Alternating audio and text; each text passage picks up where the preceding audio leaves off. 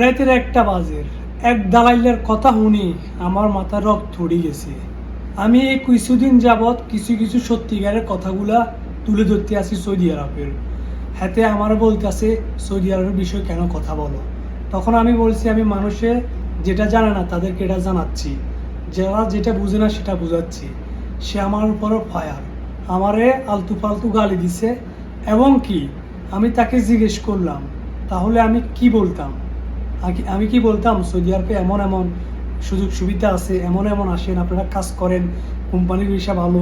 আমি কেন এগুলো বলবো? আমি নিজের চোখে দেখিয়ে যেটা আমি ওইটাই মানুষের মাঝে বলতে আসি। তখন সে আমাকে বলতেছে তুমি কেন বলতে আসো? আমি বলতেছি তার মানে কি আপনি তেলি বেগুনে জ্বলে উঠছেন? তার মানে আপনি দালাল, এর দালালিগিরি বন্ধ করেন।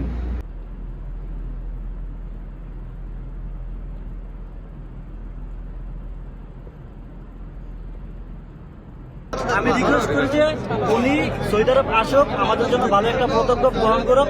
দেশে এত এত সংস্কার করতেছে, কিন্তু আমরা আমাদের প্রবাসী টাকা দিয়ে দেশ সংস্কার হয়ে ভালো উন্নত হবে, এটা আমি চাই। কিন্তু আমরাই তো ভালো না এখানে। উনি আসুক, এম্বাসির সাথে কথা বলুক আমাদের। তো আশা করি কথাগুলো শুনছেন।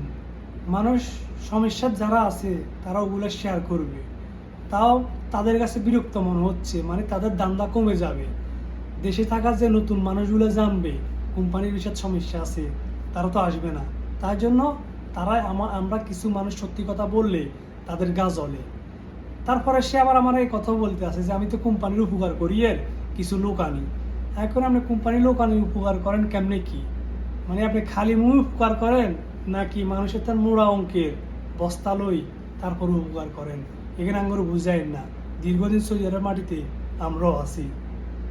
রাতের 1টা বাজে এক দালাইলের কথা শুনি আমার মাথা রক্ত উঠে গেছে।